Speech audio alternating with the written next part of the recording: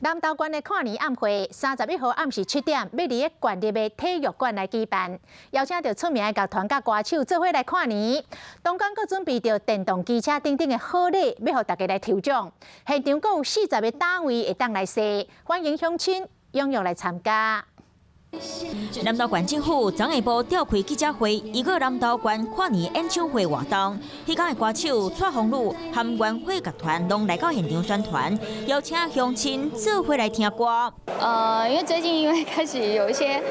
很多元的工作，所以能够在跨年12月30号这一天来到南投县，然后唱这个跨年晚会，我觉得非常开心。 今年南投县的跨年演唱会，除了邀请南投好声音金曲团体许亚琴、固定客乐团登来高雄唱歌，嘛有国民团体元会乐团歌手王丽妍、陈思玲、谢玉婷，台语歌手王丽友、高慧君、谢金晶、詹碧君，还有曲思玲。 因为我们南投可以算是五族共和，我们的族群非常的丰富，因此我们希望说在跨年的时候，能够让每一个族群都有参与表演的机会。